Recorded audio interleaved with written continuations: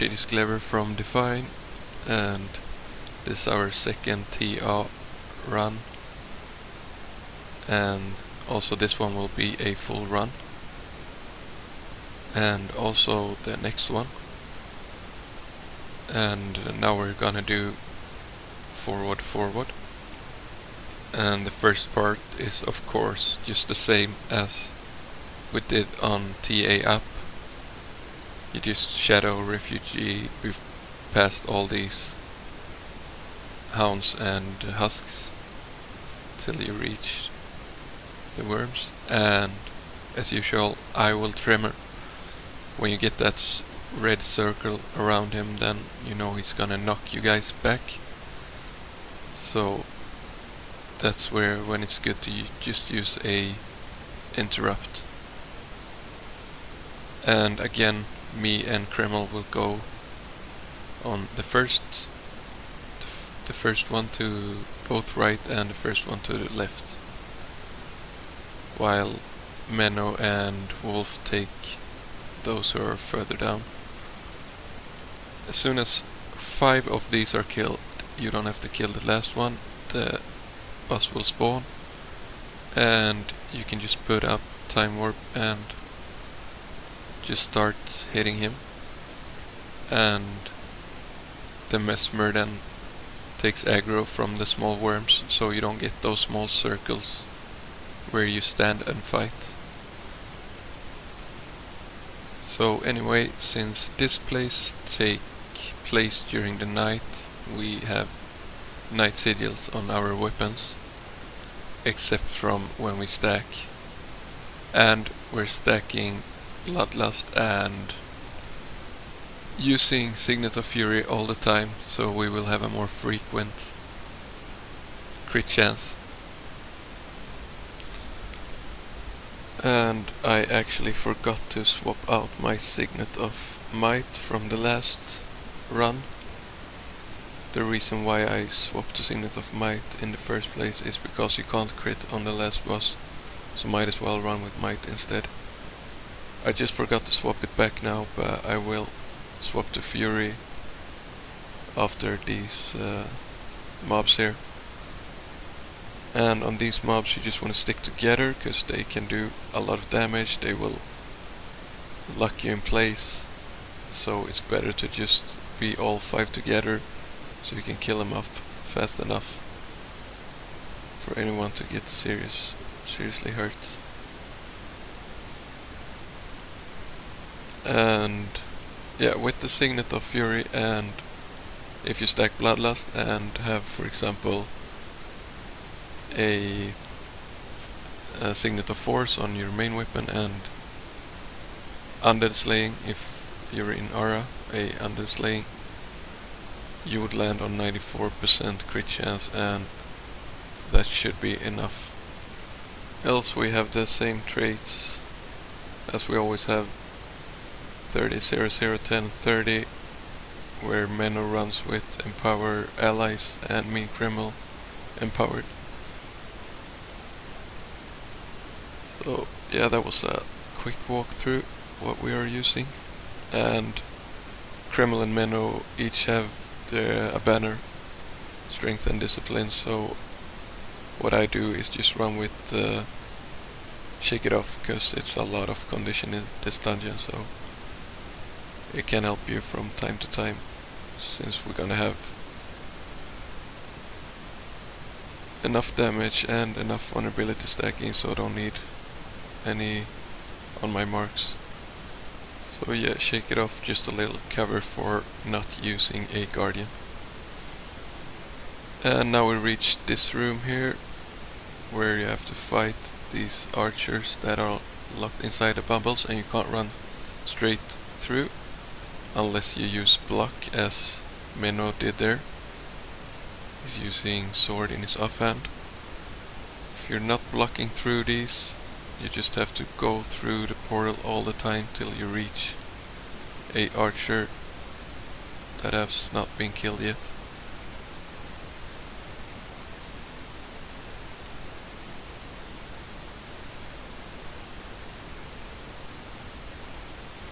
And I never run straight out of these. I don't know if they fixed that while I were on my vacation, but usually if you do that, it still somehow is there, though it isn't, so you will still get hit by it and just insta die.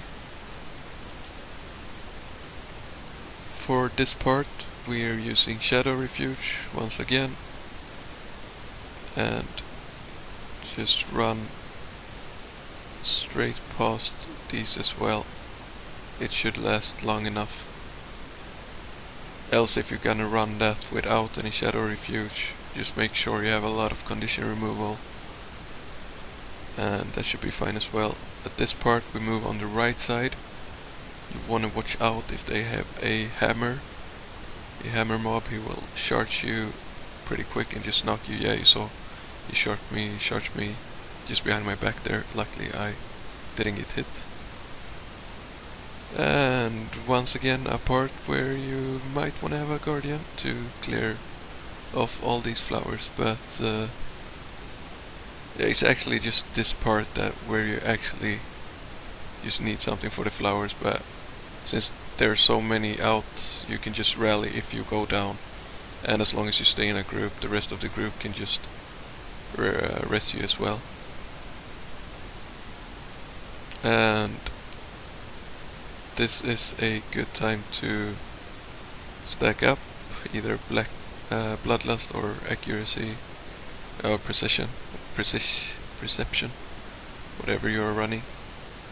So you after these just can swap to even more damage, force and night, 15% extra damage on your axe and mace, or your sword focus for the Mesmer, or daggers for the thief.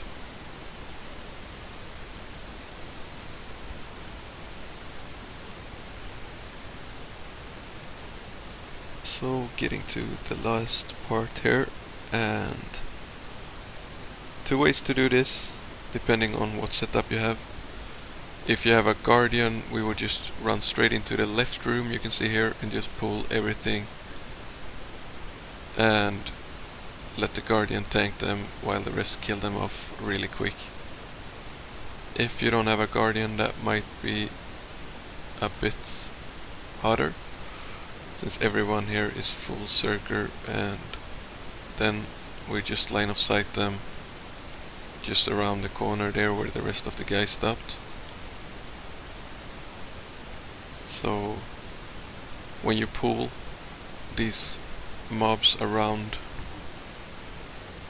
Laurent will run back while the mobs comes to us.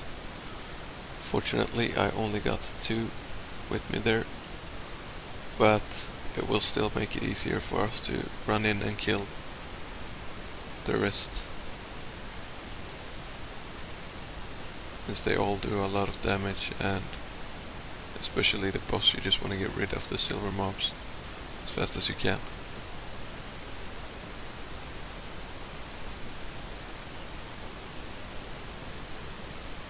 Again here you want to see who has the aggro, just try to stay on his back,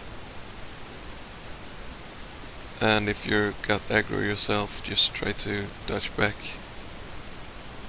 let the other take a good position and hit him. Then when he swaps again, then you can go in. And it's actually not good to run around in circle, which one of us did there, because then he's gonna hit everyone from time to time. It's basically just a matter of how well you can see which one the boss is targeting. And TA forward is probably the easiest end boss. You don't need any reflection here, you can just go in, stand on his back, and just do normal damage, time warp.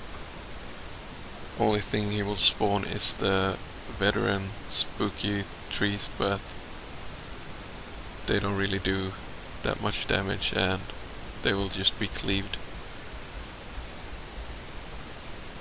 So yeah, here we swap out our Signet of Fury to Signet of Might and our Discipline Banner to just on my marks, or anything else you feel is useful, because you don't need a Discipline Banner here at all.